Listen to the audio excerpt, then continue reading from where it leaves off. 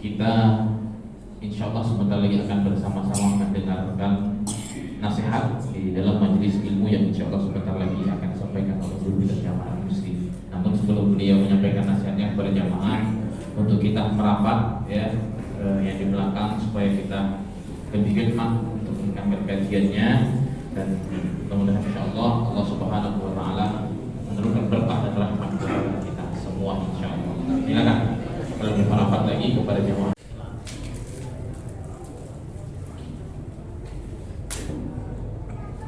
Assalamualaikum warahmatullahi wabarakatuh. Innal hamdalillah nahmaduhu wa nasta'inuhu bihi wa nastaghfiruhu wa nastahdihi.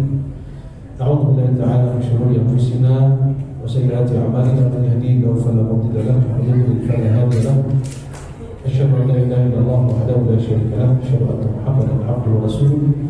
Allahumma shalli wa sallim wa barik 'alaihi wa alihi wa ashabihi ومن تبعهم بإحسان إلى يوم الدين وعلينا معهم برحمتك يا أرحم الراحمين.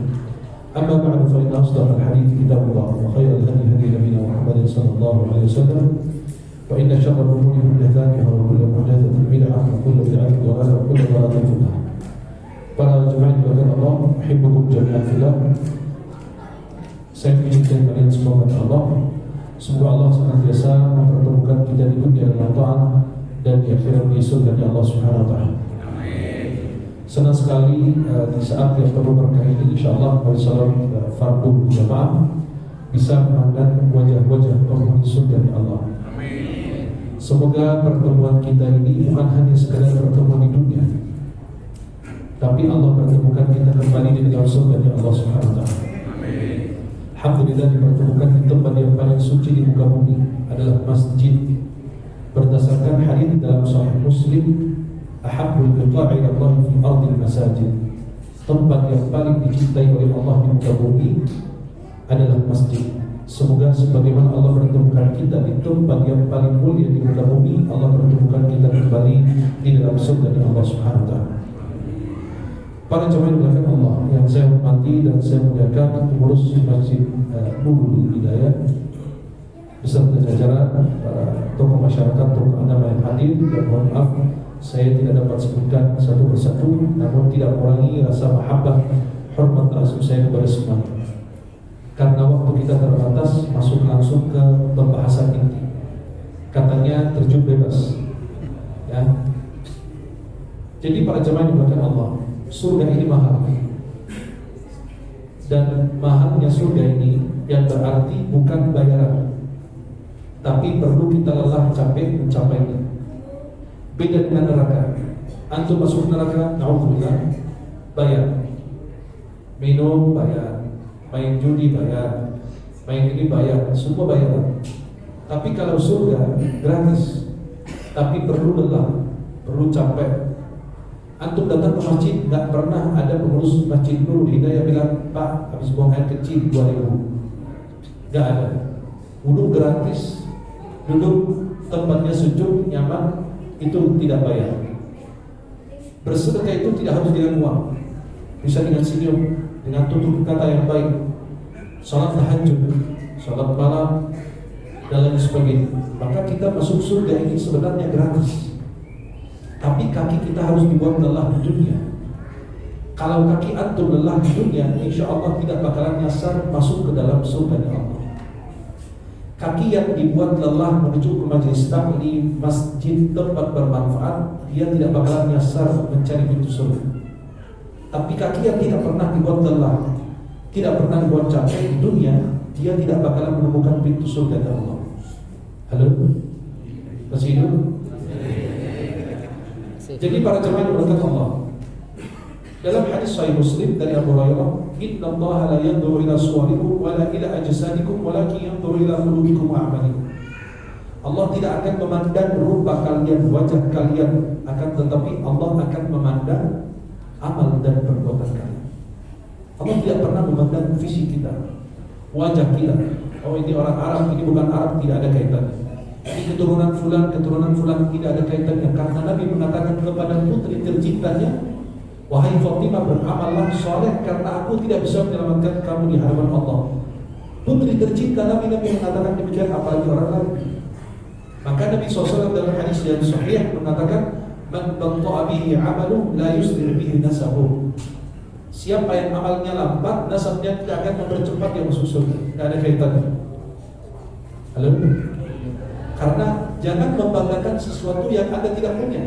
Ada yang banggain nasabnya, ada yang banggain jabatannya, ada yang banggain hartanya, ada yang banggain ilmunya. Yang dibanggakan itu adalah apa? Amalnya.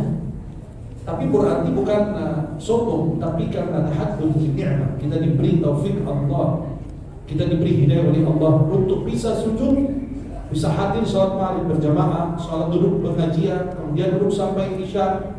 Itulah sebenarnya itu nikmat dari Allah yang wajib kita syukuri para jemaah dengan Allah Subhanahu wa taala. Maka Imam An-Nawawi dalam kitab mengatakan apa? Yustahabbu liman tajaddadat lahu ni'mah zahirah aw indafa'at 'anhu niqmah zahirah ay yasjuda syukran lillah aw yuthni 'ala Allah bima wa'ada. Dianjurkan bagi mereka yang mendapatkan nikmat yang zahir atau dijauhkan dari petaka yang zahir agar dia sujud syukur atau memuji Allah dengan pujian yang sempurna. Kebanyakan orang di antara kita tahu bahwa sujud syukur ini pada saat kita dapat nikmat, kurang tepat. Yang betul adalah sujud syukur ini pada saat dapat nikmat atau dijauhkan dari petaka. Karena bentuk syukur kita kepada Allah Subhanahu wa taala. Nabi SAW dalam Sahih Bukhari Muslim dari Abu Hurairah mengatakan, "La yadkhulu ahadukum al-jannata bi'amali." Tidak ada seorang di antara kalian masuk surga karena amalnya. Qalu wa anta ya Rasulullah, sampai engkau ya Rasulullah?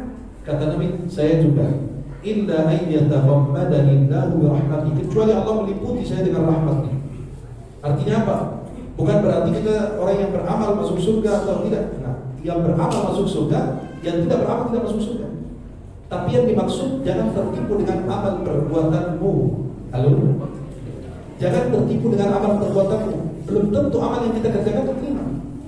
Atau betul apa yang kita kerjakan. Bisa itu maaf, amalan menyimpang, tidak dilandasi dalam syariat Islam, tidak ada aturannya, tidak ada landasannya, walaupun dilakukan semua pendukung. Maka kata Al-Fudail bin Iyad apa? Hati-hati terhadap jalan orang yang mendadak di jalan Allah. Banyak orang tertipu. Jangan karena satu amalan dikerjakan semua orang berarti itu benar, dan jangan meninggalkan amalan benar walaupun tidak dikerjakan oleh semua orang. Jelas? Jadi jangan karena dikerjakan oleh semua orang berarti itu betul, tidak ada. Itu kita dalam Islam ini punya rujukan, ada rujukannya. Maka selalu saya bilang hadis ini riwayat ini, hadis ini riwayat ini, ada dalam kitab ini. Kenapa? Ada rujukannya. Itulah kelebihan umat Islam dibanding agama-agama yang lain. Maka para jemaah yang dimuliakan Allah, kalau kita diliputi oleh rahmat Allah, baru kita dapat surga. Maka Allah memperlakukan kita di hari kiamat nanti dengan apa? Rahmatnya Allah, bukan keadilan Allah. Kalau Allah adil sama kita, tidak ada yang masuk surga. Karena kita semua mencari surga, ada doa dari Nabi SAW yang kita sering dengar. Allahumma inni as'aluka ridhaka wal jannah wa a'udzubika min sakaratika wan nar.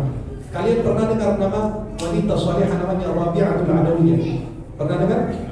Rabi'ah Adawiyah, seorang wanita ahli ibadah, diceritakan oleh Imam Ibnu Jauzi dalam kitab namanya Sifatus Safwa, 2 jilid, sudah diterjemahkan bahasa Indonesia. Rabi'ah Adawiyah ini seorang wanita ahli ibadah. Diceritakan dia sudah menikah, ada sebagian cerita dalam kitab bahwa dia tidak menikah. Tapi memang wanita salihah. Tapi banyak orang berdusta atas nama dia dengan doa yang selalu diaturkan orang. Dia bilang apa? Ya Allah, jika aku menyembahmu karena surga, jangan masukkan aku ke surga. Jika aku menyembahmu karena takut neraka, maka masukkan aku dalam neraka. Itu enggak ada begitu beliau. Nabi yang lebih mulia aja bilang, ya Allah, aku mau surga, aku berlindung dari neraka. Masa Nabi minta surga dia tidak? Maka itulah doa yang keliru yang tidak diucapkan secara penelitian ilmiah, tidak diucapkan oleh Rabi'atul Adawiyah. Itu kedustaan atas nama beliau. Seperti Syekh Abdul Qadir Jilani, saking diceritakan banyak.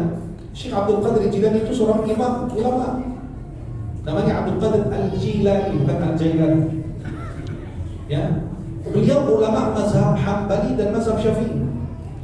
Sampai Imam Dhahabi mengatakan, Syekh Abdul Qadir Jilani seorang ulama, banyak karamahnya, tapi banyak juga karamah yang didustakan atas nama beliau.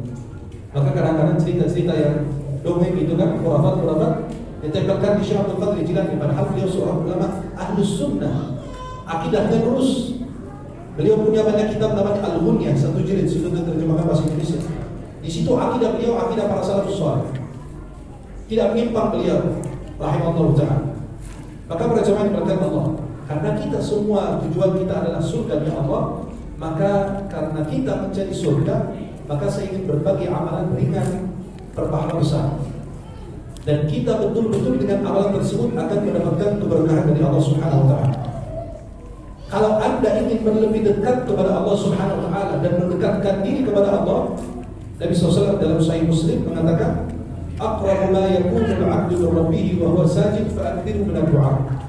Keadaan hamba paling dekat kepada Allah dalam sujud, maka berbanyaklah doa. Halo. Jadi banyak masyarakat kalau sujud terakhir itu dilamakan. Saya sampai titik ini belum tahu penelitian ilmiah mereka yang sujud terakhir itu dilama ini buat apa, saya kurang paham. Padahal semua sujud sama, tidak ada perbedaan. Apabila antum lamain sujud terakhirnya, apalagi telat mengikuti imam, itu keliru juga. Gak boleh mendahului imam, gak boleh setara dengan imam, dan tidak boleh lama dari imam. Tapi sayang sekali karena kita merasa kadang-kadang kita lagi sholat, tiba-tiba yang sebelah kita yang lain udah baca separuh tasyahud, dia masih sujud. Anak kurang tahu dia minta apa. Atau jangan-jangan ada sesuatu yang turun di sujud terakhir yang anak belum paham sampai sekarang. Belum tahu dia belajarnya kemana atau di mana kata. Padahal semua sujud sama rata. Jadi kalau antum minta sujud pertama, sujud tengah, sujud akhir itu sama semua. Apalagi kalau kita kadang-kadang bangkit untuk rakaat kedua, banyak yang sujud duduk istirahat kan? Duduk istirahat itu dalam mazhab Syafi'i itu sunnah. Ya. Tapi menurut ulama yang teliti dan faham fikih bahwa itu hukumnya mubah, bukan sunnah. Kenapa? Karena Nabi kerjakan pada saat Nabi sudah tua, sudah besar, sudah tua. Di atas usia 60, maka Nabi SAW sujud istirahat namanya, jilsat istirahat, duduk istirahat. Maka sebagian ulama bilang, tak usah dikerjakan terus-menerus, kenapa? Dianggap bahwa itu sunnah. Padahal Nabi kerjakan ketika Nabi sudah tua, SAW. Maka para jemaah mengatakan Allah, kalau antum mau lebih dekat kepada Allah dalam keadaan sujud, dan hamba dalam keadaan sujud, itu paling dekat kepada Allah Subhanahu wa ta'ala. Maka kata Nabi, maka akthiru dengan doa, berbanyaklah doa. Kalian dalam keadaan sujud, maka berbanyak doa. Dan Nabi tidak bilang di sujud terakhir, tidak ada. Bahasa masih umum berarti semua sujud. Kalau antum khususkan lama ini di sujud terakhir, berarti ada dalilnya. Sedangkan kita tidak punya. Karena hadis Nabi SAW masih hadis umum sallallahu alaihi wasallam. Sekarang jamaah pada berangkat haji, saya kepingin mendapatkan pahala seperti mereka. Rasulullah memberikan banyak pilihan untuk kita bisa meraih pahala haji dan umrah. Yang pertama, Nabi SAW dalam hadis riwayat Abu Daud dengan sanad sahih. Ya, Nabi SAW bersabda, "Al-umrah fi Ramadan ta'dilu hajjah atau hajjatun ma'i." Umrah di bulan suci Ramadan pahalanya haji atau haji bersama Rasulullah. Dalam hadis yang diriwayatkan oleh Imam At-Tirmidzi, dan hadis ini dinyatakan sanadnya baik oleh Syekh Al-Albani, yang diriwayatkan oleh Anas bin Malik radhiyallahu anhu, Nabi bersabda SAW, barang siapa salat subuh berjamaah duduk berzikir sampai terbit matahari, kemudian salat 2 rakaat, maka dicatat baginya pahala haji dan umrah sempurna 3 kali. Tamat. Bayangkan antum duduk berzikir sampai terbit matahari. Orang bertanya, apakah itu salat duha? Itu terjadi khilaf para ulama. Ada yang mengatakan sholat yang kita kerjakan pada saat sesudah terbit matahari itu sholat duha. Ada sebagian ulama lain mengatakan tidak, itu bukan sholat duha, tapi sholat isyraq. Ya, yang betul yang mana? Bahwa beda dengan sholat duha. Ini sholat isyraq. Kenapa beda? Karena sholat duha ini kapan saja bisa dikerjakan, nggak harus di masjid. Yang penting 15-20 menit sampai sesudah terbit matahari, sampai 15 menit sebelum azan zuhur, itu sholat duha. Boleh di masjid, boleh di rumah, boleh di kantor, boleh di manapun. Tapi kalau sholat isyraq itu ada syaratnya. Syaratnya apa? Duduk di masjid, selesai sholat subuh, berzikir sampai terbit matahari. Itu syaratnya. Berarti beda dengan sholat duha.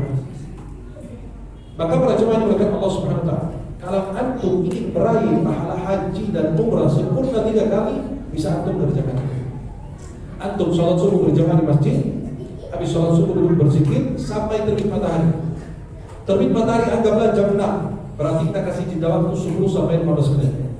Karena pada saat terbit matahari dilarang kita sholat. Ya, karena saat matahari terbit antara dua takutnya syaitan. Jadi pada saat kita sujud dikirain sujud untuk dia. Ya. Kemudian para jemaah dimuliakan Allah Subhanahu wa taala. Apakah Anda ingin Allah bangunkan rumah untukmu di dalam surga Allah? Hadis dalam Sahih Muslim, Nabi bersabda, "Man bana lillahi masjidan bana Allahu lahu baitan fil jannah." Siapa yang membangun sebuah masjid, Allah bangunkan untuknya rumah di dalam surga. Bayangkan, dalam riwayat yang lain, walau kami hasifitah, walaupun seperti sebesar sarang burung. Halo? Sebesar sarang burung artinya apa? Antum ini gak mampu cuma hanya satu batu bata saja, atau satu sak semen aja. Antum kirim ke masjid yang sedang dibangun, musola yang sedang dibangun, antum mendapatkan bangunan rumah di surga Allah.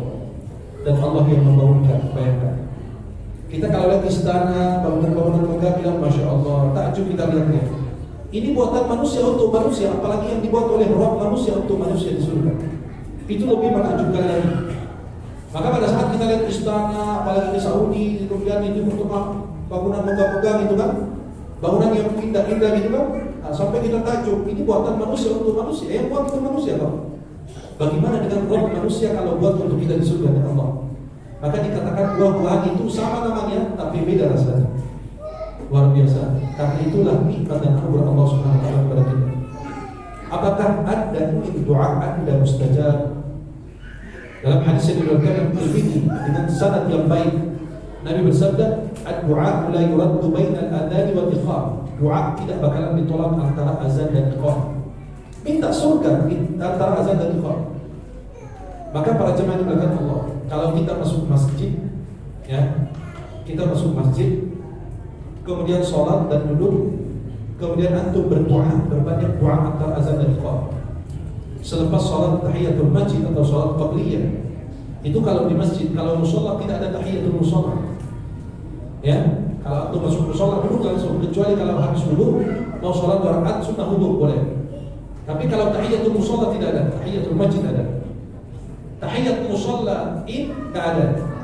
Jadi antum ke lapangan sholat id langsung duduk, nggak usah pakai sholat 2 rakaat. Saya bingung 2 rakaat dari mana itu? Ya. Maka kalau kita masuk ke lapangan, udah tidak ada tahiyat. Tahiyat itu hanya khusus masjid saja. Ya. Dan sebagian ulama mengatakan tahiyatul masjidil haram tawaf. Kata ulama, kalau antum mau masuk masjidil haram, tahiyatnya masjidil haram itu tawaf.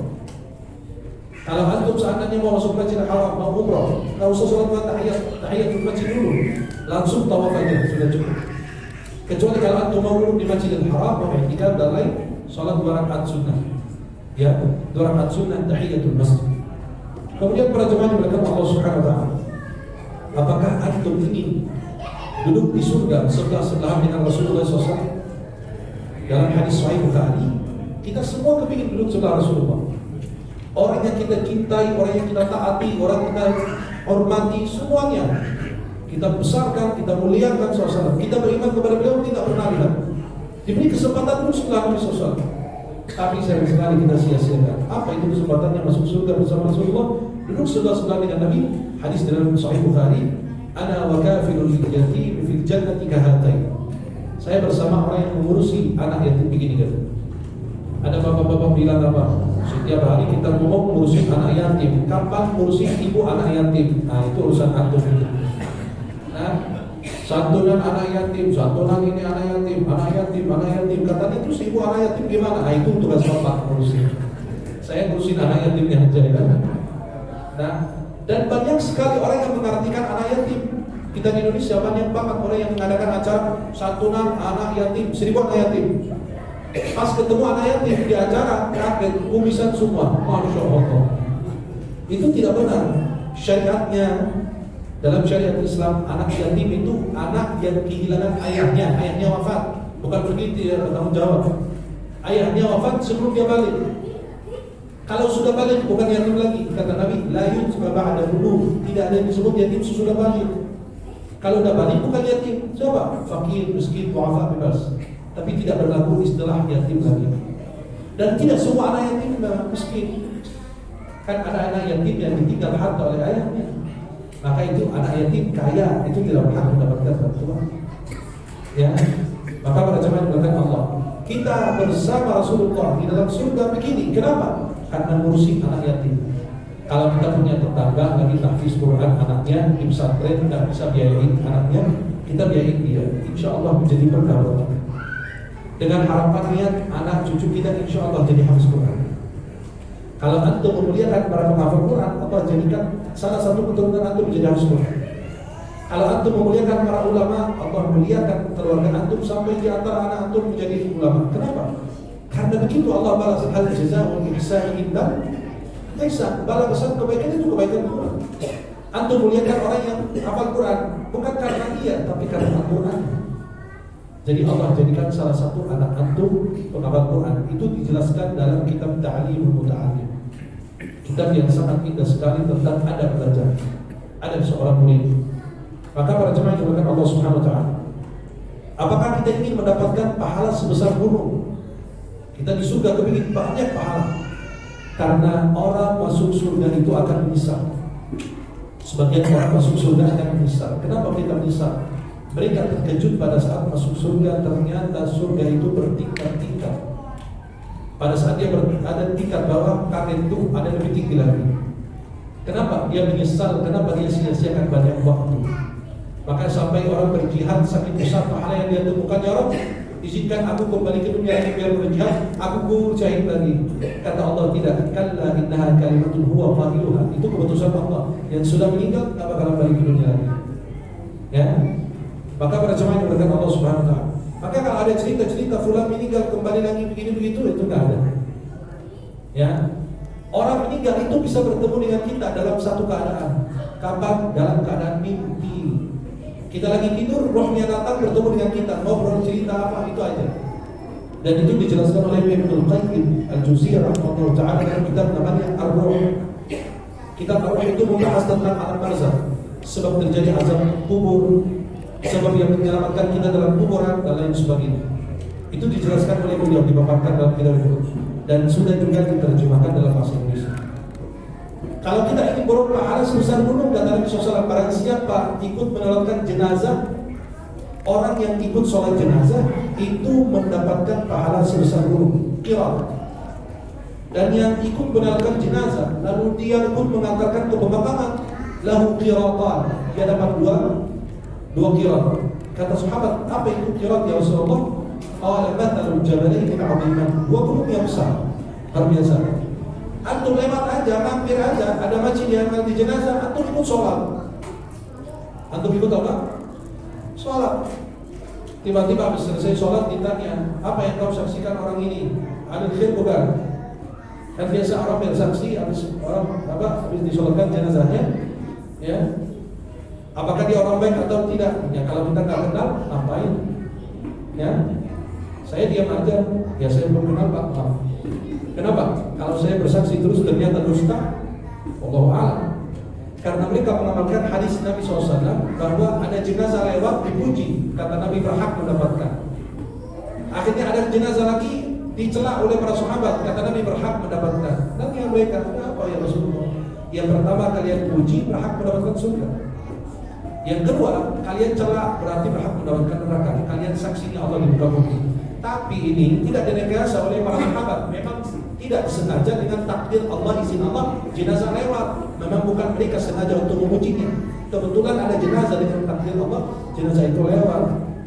Bukan disengaja untuk diminta kesaksian. Ya mohon maaf, mungkin ada yang tersinggung ya. Nanti ini bisa diedit lagi ya. Habis selesai kita nyaksiin, tiba-tiba ada yang masukin sesuatu di kantong kanan atau kiri ya. Tahu sendiri lah kan? Ya, itu serangan fajar.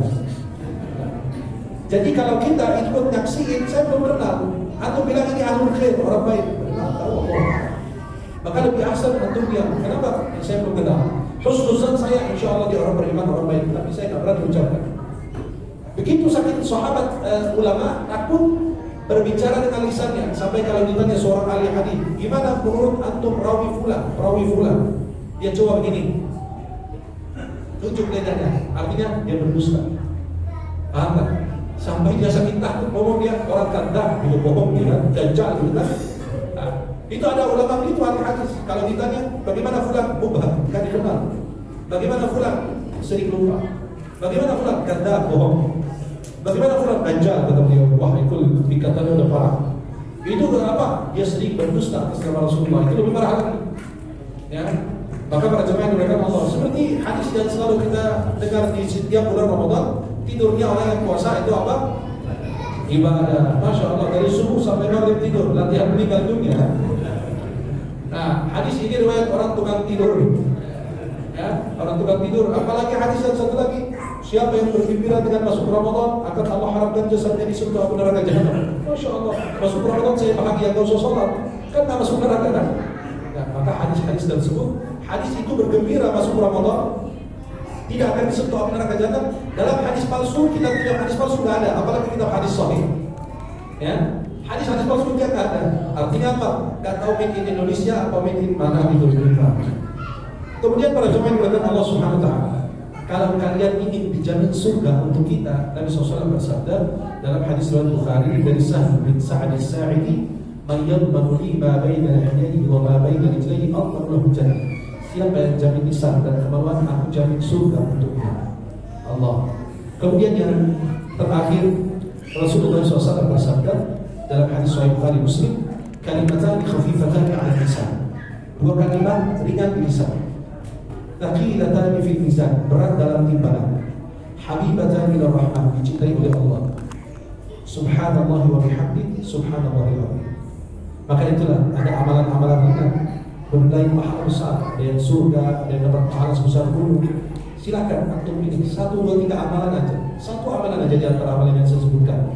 Antum pegang itu dengan baik. Insya Allah berkah. Antum dapat keselamatan. Apa? Kita manusia ini tersambung karena apa? Batu besar atau kerikil?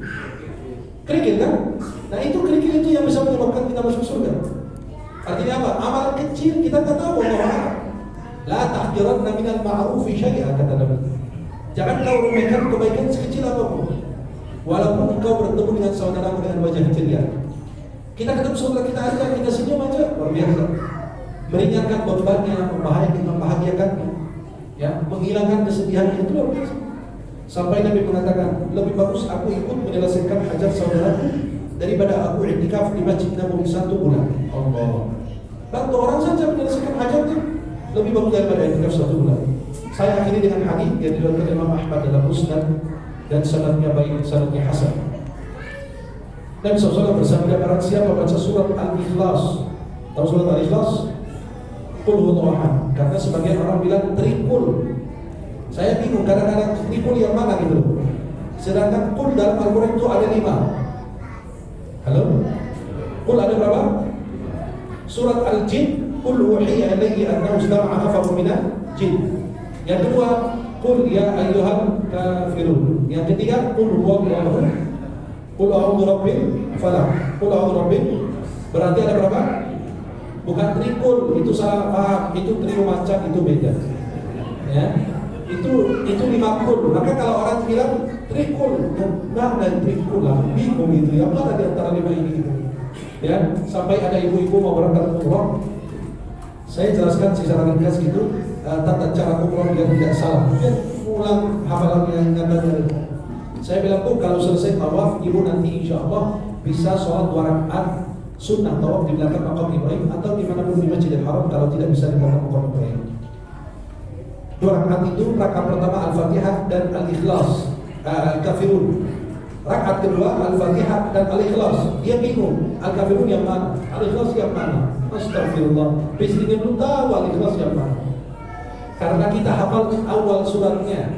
Kata ustazahnya apa? Syekh bilang aja kuliah dan kulhu ma'ahi kuliah kafirun, kata ibunya.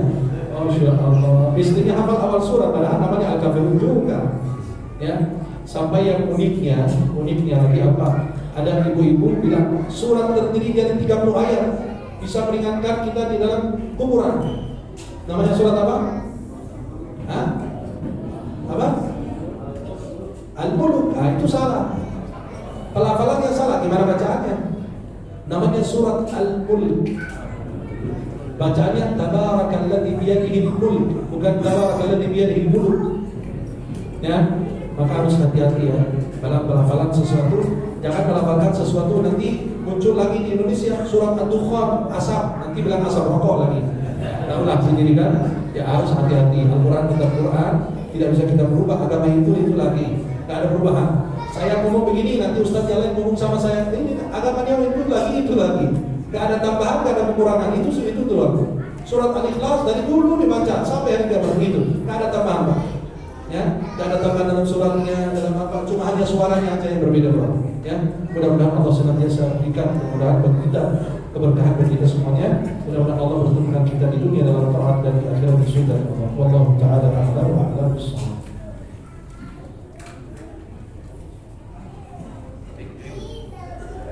Baik, terima kasih kepada semua muslim. Selanjutnya yang ingin bertanya baik seputar materi yang beliau sampaikan ataupun di luar materi yang beliau sampaikan, kami persilakan. Ada yang ingin bertanya? Ibu-ibu?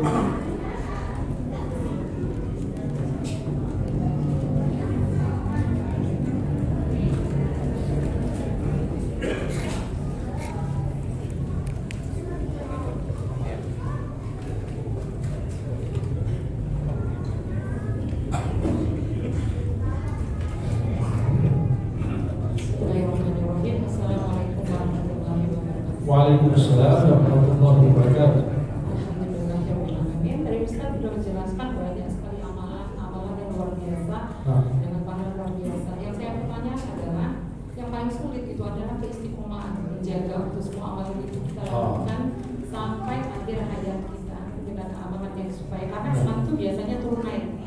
Iya. Bagaimana keistiqomahan itu satu, kedua penghilang dari semua pahala yang Allah janjikan ada dua riya. Ada kesombongan, yang kata sirik kecil di dalam hati. Tapi itu bagaimana menjaganya agar jangan ada riya setiap amal yang sudah kita lakukan. Mungkin dua pertanyaan itu. Jangan ada apa? Riya, sombong, sirik Oh kecil. iya, siap. Terima kasih. Itu saja. Wassalamualaikum warahmatullahi wabarakatuh. Waalaikumsalam. Pertanyaan yang diajukan sangat berat. Kenapa? Istiqomah berat. Yang itu istirahat. Istiqomah itu pasti berat. Kenapa? Tanda ujian. Yang membedakan antara orang yang tulus dan orang yang fulus itulah istiqomah. Orang itu kalau kita punya jabatan, dia nempel sama kita, kayak bayangan kita, tak mau pergi. Tapi pada saat kehilangan jabatan dan harta baru kelihatan siapa yang tulus, siapa yang fulus. Kalau kita hilang jabatan, dia betul-betul mencintai kita, dia akan bersama kita. Walaupun jabatan tanpa jabatan dia bersama. Tapi yang kelihatan yang tulus dan fulus itu dari situnya, istiqomahnya, membersamai kita itu. Maka istiqomah itu berat, jaringan itu istirahat. Dalam akidah Ahlussunnah wal Jamaah kita punya kaidah al-imanu yazidu wa yanqus, yazidu bil-tha'ah wa yanqusu bil-ma'siyah. Iman itu bertambah dan berkurang. Bertambah karena taat, berkurang karena maksiat. Ada ulama membagi iman 4. Yang pertama, iman yang selalu bertambah, tidak pernah berkurang, iman para nabi dan rasul. Iman yang tidak bertambah, tidak berkurang dalam satu standar iman para malaikat diciptakan dalam taat. Yang ketiga, iman yang naik dan turun adalah iman kita, manusia selain para nabi dan rasul. Yang keempat, iman yang turun drastis, tidak pernah bertambah adalah iman orang ahli maksiat, dari maksiat ke maksiat, bukan iman iblis. Iblis tidak punya iman. InsyaAllah kita lanjutkan sesudah iklan, ada azan dulu. Wallahu a'lam bishawab. Baik, sudah waktu isya, kita akan lanjutkan azan isya dan lanjutkan dengan sholat isya berjamaah dan kita langsung nanti tanya jawab. Jadi kepada jemaah untuk menyiapkan pertanyaannya, mungkin 4 atau 3 sampai 4 pertanyaan yang bisa diajukan kepada Syekh. Dan mari sama-sama kita untuk majelis kita akan kita melaksanakan isya berjamaah. Assalamualaikum warahmatullahi wabarakatuh.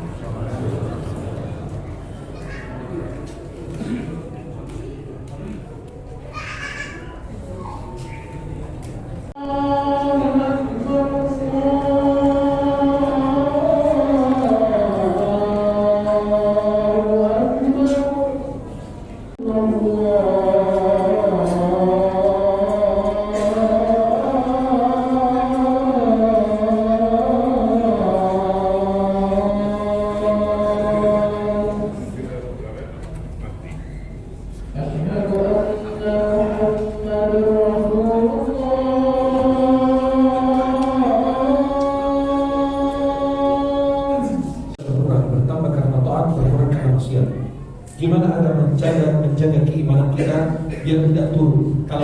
pasti wajar manusia selain para nabi rasul.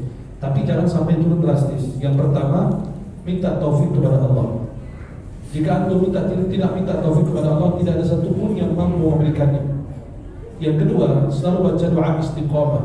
Ya muqallibal qulub, tsabbit qalbi ala dinik. Wahai zat yang membolak-balikkan hati, tetapkanlah hati aku di atas agama. Kemudian yang ketiga, selalu hadir majelis ilmu karena iman kita dicas di sini. Ya, sholat berjamaah, hadir majelis ilmu. Ini iman kalian dan kita semua meningkat di sini. Kenapa? Karena kita mendengarkan tentang Allah dan Rasul-Nya. Kemudian bergaul dengan orang yang baik. Sebagian kelompok apabila kita memandang wajah mereka, kita ingat Allah. Sufyan mengatakan dalam kitab Hilyatul Awliya karangan Abu Nu'aim al-Asfahani, beliau menukil dari Sufyan rahimahullah taala, beliau mengatakan inda dzikri shalihin tatanazzalu rahmah. Ketika menyebut nama orang saleh turun rahmat Allah. Apalagi kalau kita menyebut nama Allah, nama Rasulnya sallallahu alaihi wasallam. Kemudian para jemaah yang berkata Allah selalu membaca Al-Quran dan bertadabburi artinya. Allah berfirman, wa idza tuliyat 'alaihim ayatuhu zadatuhum imanan wa 'ala rabbihim yatawakkalun. Surat Al-Anfal. Apabila orang beriman itu dibacakan ayat-ayat Al-Quran, iman akan selalu bertambah. Ya, di samping iman mereka yang sudah punya, liyazdadu imanan ma'a imanihim. Itulah tipsnya. Yang kedua, kata beliau, kita berbuat amal dan lain sebagainya, tiba-tiba riya bisa hancur. Betul. Antahbatu a'malukum wa antum la tash'urun. Riya itu digambarkan para ulama seperti semut yang hitam berjalan di malam yang gelap di atas batu yang hitam. Bayangkan, semut hitam berjalan di atas batu yang hitam di malam yang gelap, nggak nampak, maka bisa tembus di hati kita. Maka berhati-hati. Riya itu tipis banget dengan ikhlas. Ikhlas itu artinya apa? Belajar keikhlasan. Belajar ikhlas, insya Allah akan menjauhi riya. Apa itu ikhlas? Selalu memandang sang Khalik tanpa memandang makhluk. Jangan peduli dengan manusia. Mereka mau puji, mereka mau hina, mereka mau apa, kita tidak peduli. Maka Allah Subhanahu wa taala berfirman, "Faman kana yarju liqa'a rabbih falya'mal 'amalan shalihan wa la yusyrik bi 'ibadati rabbih ahada." Dalam tafsir Al-Qur'an Al-Azim karangan Ibnu Katsir, beliau mengatakan amal kita diterima karena dua syarat. Yang pertama ikhlas. Wa ma umiru illa liya'budullaha mukhlishina lahu dinan hunafa, surat Al-Maidah. Ya. Kemudian yang kedua mengikuti Rasulullah SAW, mengikuti jejaknya Rasulullah, ittiba' kepada Rasulullah sallallahu alaihi wasallam. Maka riya itu hati-hati. Kenapa? Bisa tembus di hati kita tanpa kita sadar. Maka selalu belajar ikhlas. Ya, belajar ikhlas dan tanda-tanda dan ciri-ciri orang yang ikhlas, insya Allah di situ akan terhindar dari riya. Dan usahakan antum agar benar-benar punya amalan sir, rahasia yang tidak diketahui orang. Maka Nabi bersabda, sholat terbaik sesudah sholat 5 waktu adalah sholat malam. Tidak ada riya. Sholat yang paling berat bagi orang munafik adalah sholat subuh dan isya. Maka apabila antum sholat subuh, sholat isya, sholat tahajud, itu berarti antum insya Allah aman dari riya. Tapi zaman now beda karena sudah ada ini. Tengah malam sujud, selesai tahajud, posting status, alhamdulillah baru selesai tahajud. Itu musibah. Sudah ditutup sama Allah, sudah diizin sama Allah, tiba-tiba istrinya tengah malam, bang bangun, ngapain? Bangun aja fotoin. Istrinya baru selesai tahajud, istrinya baru selesai tahajud, difotoin, update status di WA, alhamdulillah baru selesai tahajud. Ya salam. Apalagi yang siang Ramadan, bulan apa? Lagi puasa Senin Kamis, menjelang maghrib tiba-tiba ada yang masuk di WA, di grup. Siapa ini? Akhirnya di foto meja ada makanan, ada ikan asin, ada petek, ada jengkol, ada sayur asam, ada apa. Tiba-tiba posting status, selamat berbuka puasa bagi mereka yang puasa sunnah. Ya salam. Mau kasih tahu bahwa dia puasa sunnah. Bisa jadi bukan dia yang puasa, suaminya, tapi apa itulah senang dengan dia. Maka dulu orang di depan Ka'bah begini, tapi sekarang di depan Ka'bah, ya, itulah yang harus kita hati-hati. Itulah ada di tengah manusia. Ya, kita setting alat, kita atur, jangan dia yang ngatur kita. Itu berbahaya. Ya? Mudah-mudahan insyaallah jawabannya sudah jelas. Allahu a'lam bishawab. Silakan. Silakan, ada lagi?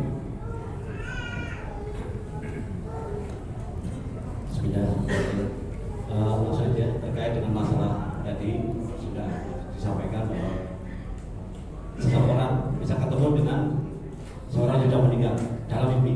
Nah, namun dalam hal ini saya kadang-kadang dipersepsikan bapak saya meninggal ketemu dengan saya, tapi bapak saya minta ini. Dengan kata lain dia yang lainnya. Itu untuk membedakan mimpi itu benar adanya atau mungkin mimpi dari setan, itu gimana tuh? Kalau orang tua antum dalam mimpi bilang, nak jangan lupa nikah lagi. Nah, itu mimpi baik apa buruk? Karena itu anggap itu ayah antum datang dalam mimpi bilang, nak, ayah sayang sama kamu, ayah sudah nikmat di surga dan lain, ayah sudah mendapatkan nikmatan. Nah, terus apakah ada pesan buat saya ayah? Ya, nikah lagi. Itu buat antum mimpi baik, buat istri mimpi buruk. Ada ibu-ibu itu cerita sama saya, Syekh, tadi malam suami saya katanya cerita nikah lagi. Itu mimpi bertanda baik atau buruk? Kalau buat suami sih baik, kalau buat ibu buruk. Bencana alam itu kan.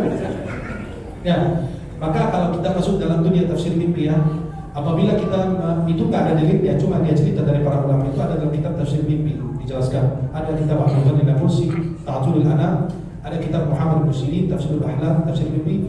Kalau buka kitab Muhammad bin Sirin sudah diterjemahkan bahasa Indonesia 1 jilid, bukannya agak besar, warnanya putih.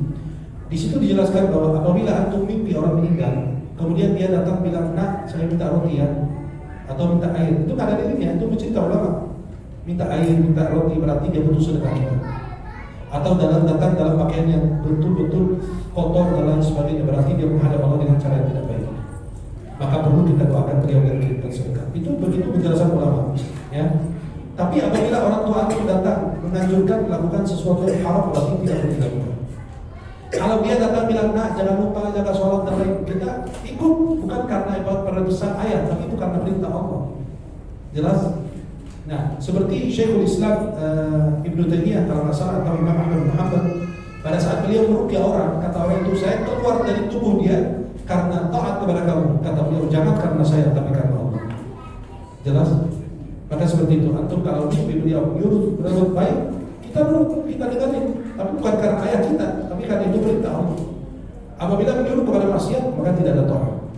Ya, beda dengan mimpi para nabi, karena mimpi para nabi itu adalah wahyu.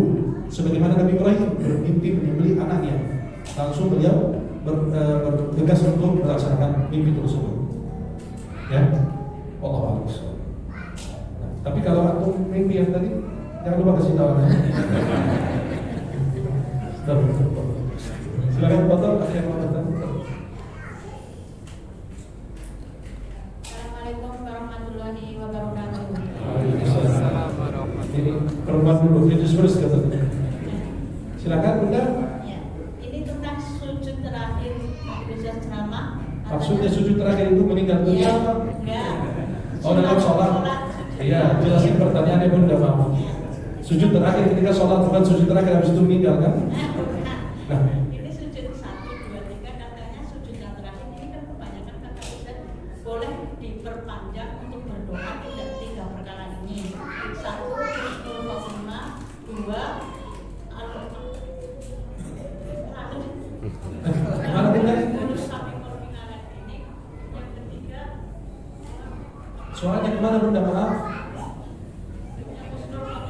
Nah, lupa. Oke.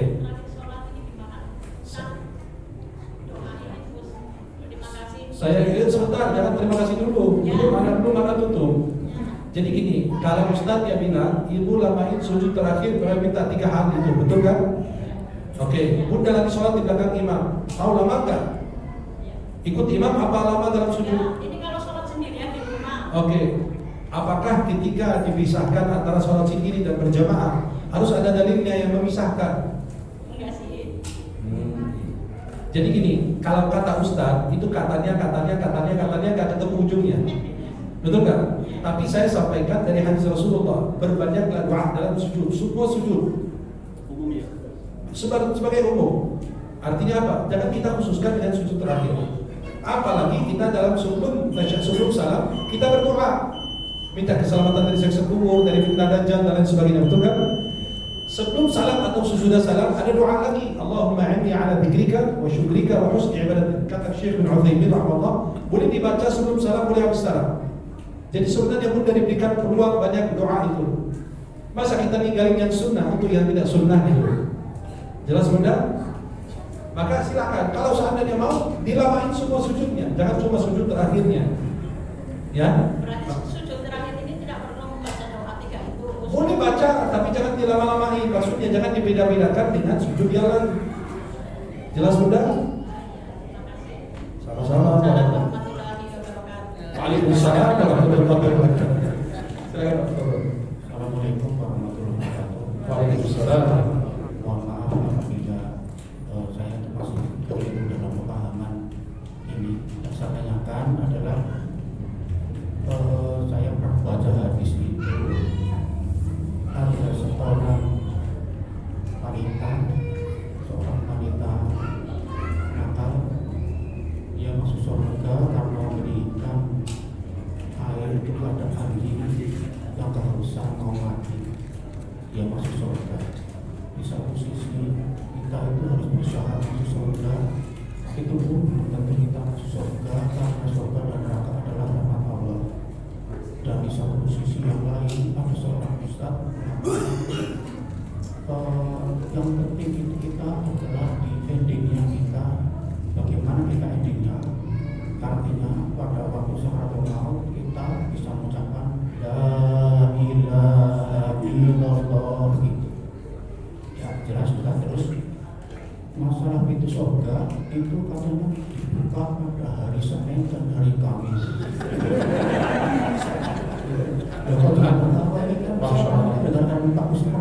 Bukan, bisa kamu tahu nih bocoran dapat dari Guru Hidayah. Kita dapat bocoran sebelumnya. Siapa tadi saya kan bilang pemahaman saya mungkin saya keliru, saya kan perlu jelaskan. Terus di hari Jumat itu adalah hari yang paling baik, tapi di satu sisi lain kok Rasulullah pernah bersabda hari adalah semua baik semuanya. Dan pernah juga ada hadis yang mengatakan kalau orang baik meninggal pada hari Jumat masuk surga kita. Terima kasih Pak Ustaz. Ini pertanyaan atau perlu dijawab 5 halaman. Saya jawab dengan ringkas. Sebenarnya ada banyak pertanyaannya. Ada yang saya luruskan, ada yang betul. Wanita itu seorang wanita pelacur. Dia memberi minum seekor anjing karena kehausan.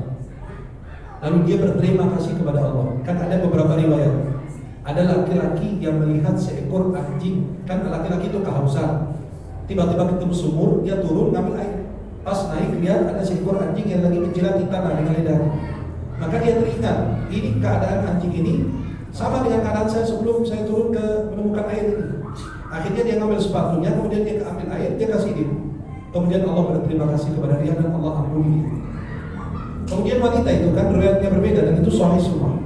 Wanita tersebut seorang wanita pelacur yang memberi minum seekor anjing. Kemudian apa? Allah Subhanahu wa taala melihat hatinya baik dan Allah merubahnya menjadi orang baik. Sehingga dia bisa meninggal dalam keadaan husnul khatimah antum tadi jelaskan. Maka penilaian agama Islam itu dari akhir hidup. Dalam hadis riwayat Tabarani dengan sanad yang baik, la ta'jabu bi 'amali 'amilin hatta tadhuru bima yakhdimu lah. Jangan kalian kagum terhadap amal perbuatan seseorang sehingga kalian lihat dia di akhir hidupnya dalam keadaan bagaimana. Maka dalam hadis Rasulullah SAW ada orang yang beramal dengan ahli surga, sehingga antara dia surga itu cuma sehasta doang. Akhirnya takdir mendahului dia sehingga dia beramal dengan ahli neraka, dia masuk neraka. Dan sebaliknya orang yang beramal dengan ahli neraka kemudian takdir mendahulunya, antara dia dan neraka itu sehasta, kemudian Allah merubah dia dan akhirnya dia beramal dengan ahli surga dan masuk surga. Terkait dengan ucapan terakhir la ilaha illallah itu adalah tanda husnul khatimah. Tapi Allah a'lam apakah dia selamat dari neraka atau tidak, kita nggak tahu dia punya maksiat yang belum diampuni atau tidak. Hadis dari Abu Dawud dan dinyatakan sanadnya baik oleh Imam An-Nawawi dalam kitab Al-Majmu' Syarh Al-Muhadzab. Ya, Nabi SAW mengatakan tentang orang yang ucapan man kana akhiru kalamihi la ilaha illallah dakhala al-jannah. Siapa yang ucapan terakhirnya la ilaha illallah pasti masuk surga. Kemudian yang hadis tentang hari-hari baik di sisi Allah itu tidak ada. Tapi kalau hadis tentang hari terbaik di sisi Allah dari Jumat itu dalam Sahih Muslim. Ya, hari terbaik di sisi Allah di Jumat itu hadis riwayat Imam Muslim dari Abu Hurairah. Allah ciptakan Adam pada hari Jumat, Adam dimasukkan surga pada hari Jumat, Adam diturunkan dari surga hari Jumat, dan tidak akan terjadi kiamat kecuali dari Jumat. Ya. Kemudian terkait dengan orang yang meninggal di malam Jumat itu adalah masuk surga. Itu perlu direvisi sedikit. Bahwa ada hadis dari Rasulullah SAW, orang yang meninggal di hari Jumat atau malam Jumat, Allah menjaga dia, Allah cegah dia daripada fitnah kubur. Jelas Pak? Itu jawaban antum secara ringkas. Ya, maka kita selalu berdoa meminta husnul khatimah. Pertama istiqamah dalam ibadah sampai akhir hayat. Yang di akhir itu adalah kita berdoa agar kita diberi husnul khatimah, wafat dalam keadaan taat. Tapi jangan beranggapan bahwa orang harus itu meninggal dalam keadaan sujud, dalam keadaan sholat. Rasulullah meninggal di mana? Di kasur.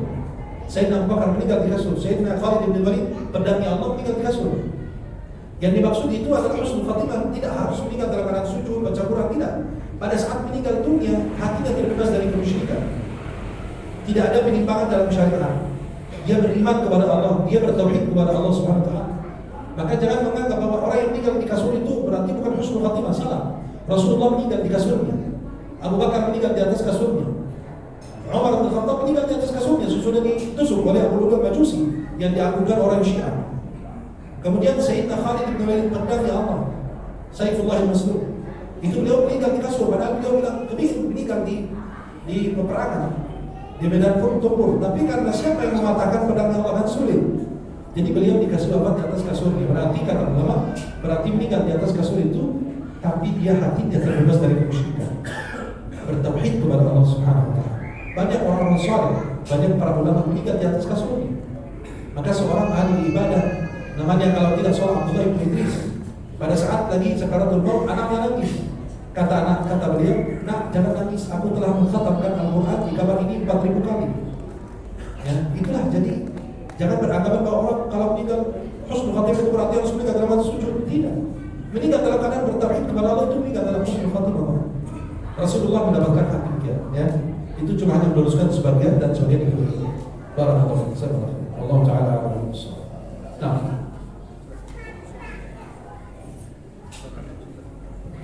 Satu lagi.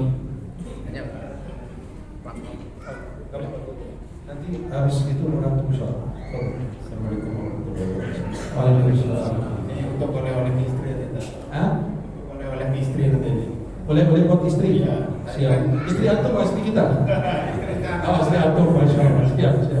Saya kan dijelaskan kalau kaum laki-laki kan sholat terus di masjid gimana? Kita sholat subuh, kita duduk, kita mikir, terus kita sholat subuh, ya mendapatkan pahala.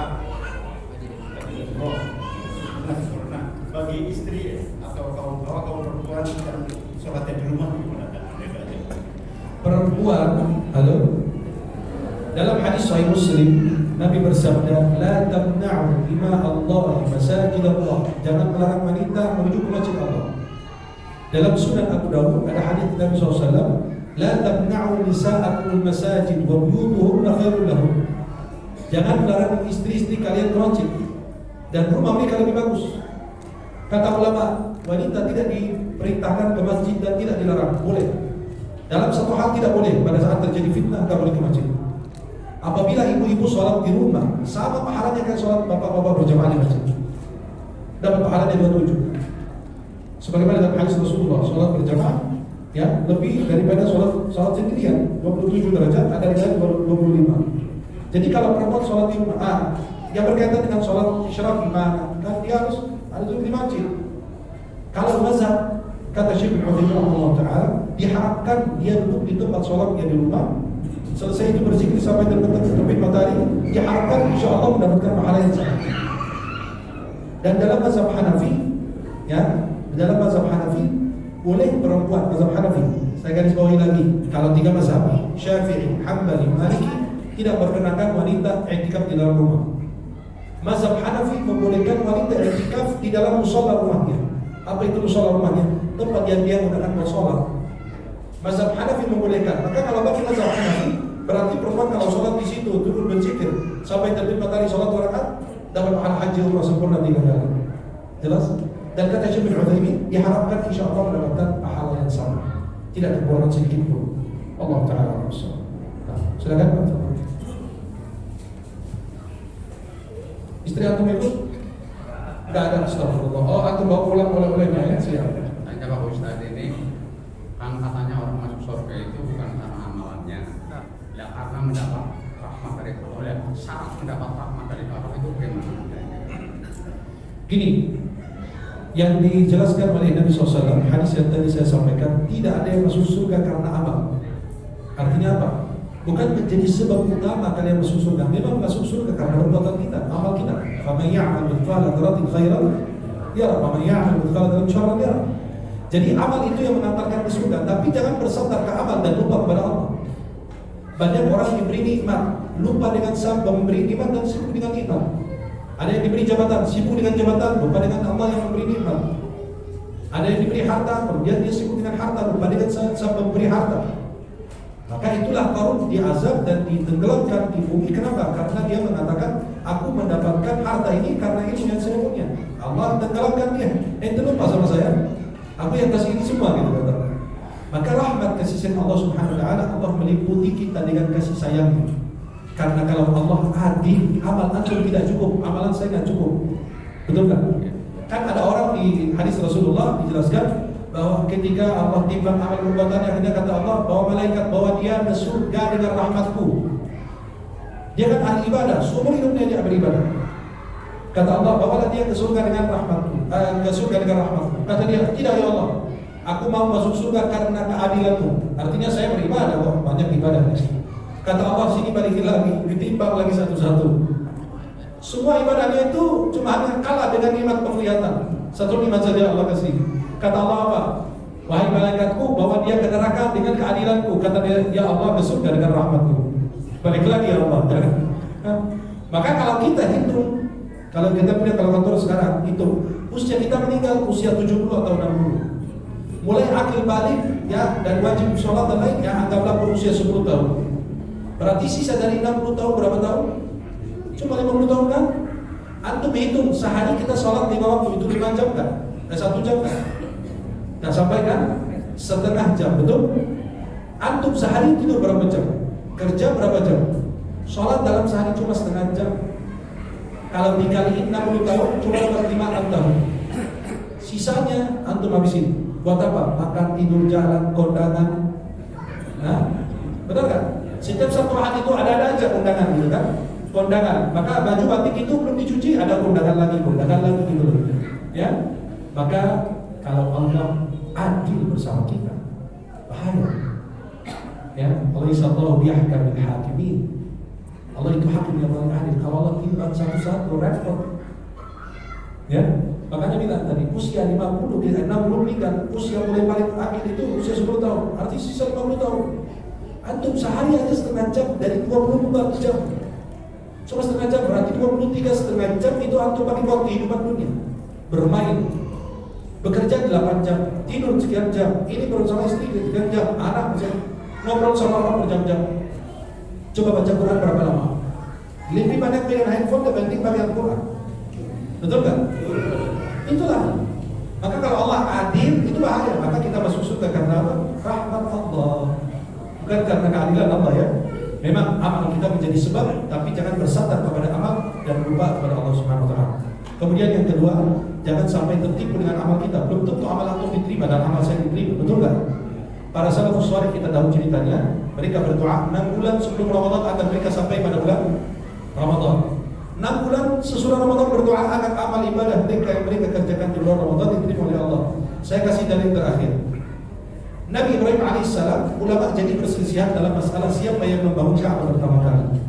Pendapat pertama malaikat, pendapat kedua Nabi Adam, pendapat ketiga Nabi Syir, anak Nabi Adam, yang keempat Nabi Ibrahim. Yang sahih antara malaikat atau Nabi Adam alaihissalam yang pertama kali membangun Ka'bah.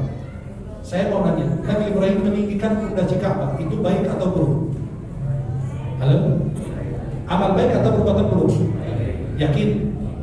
Nabi Ibrahim aja saking takutnya amal baik itu dia tidak terima. Dalam surat Al-Baqarah Allah berfirman, wa idh yarfa'u Ibrahimul qawa'ida minal baiti wasma'in. Ingat ketika Ibrahim dan Ismail meninggikan pondasi Ka'bah, mereka berdoa, Rabbana taqabbal minna, ya Allah terima dari kami. Lah, berarti ada khawatir beliau tidak diterima, betul kan? Maka kata ulama, Rabbana taqabbal minna, ya Allah terimalah dari kami. Innaka antas samiul alim. Subhanallah. Kata ulama apa? Jangan tertipu dengan amal, belum tentu diterima oleh Allah. Kan bisa iya, bisa hujud, bisa apa, karena disuruh, karena memang kebiasaan. Ada orang sholat karena kebiasaan, karena disuruh, malu karena teman-teman dan lain sebagainya. Itu dalilnya ya. Dan banyak dalil-dalil lain. Wallahu ta'ala a'lam.